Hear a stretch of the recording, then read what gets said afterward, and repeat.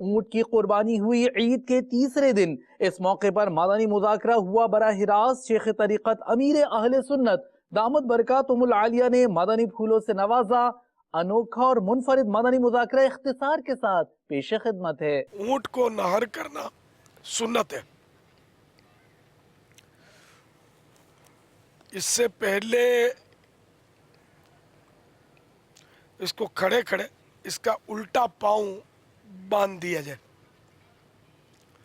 और इसके सीने के ऊपरी हिस्से में जो लब्बा होता है ना, तो ये इस हिस्से में इसको नोकदार छुरी दाखिल करके ऊपर की तरफ इसको चीर दिया जाए, तो इससे ग़िज़ा की नाली और अपने सांस की नाली और खून की रगें ये चिर जाए, तो ये खून इसका यहीं से बह जाएगा।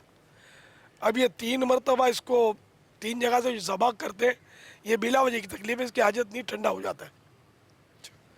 इसमें एक एहतियात वो की जाए कि इसका मुंह बांध दिया जाए।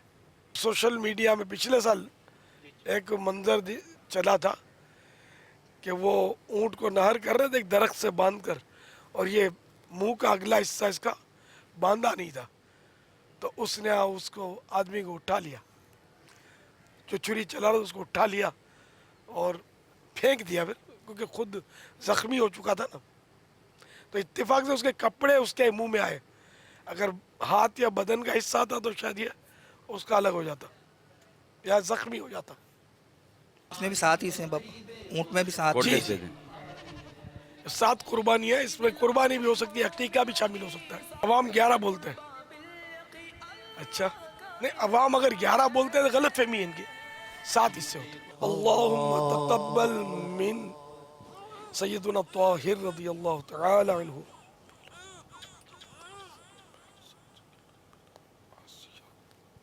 कमा तक़ब्बलता मिन खलीलिका इब्राहीम अलैहिस्सलातु वस्सलाम व हबीबिका मुहम्मदिन सल्लल्लाहु तआला अलैहि व आलिहि वसल्लम। बन गया होता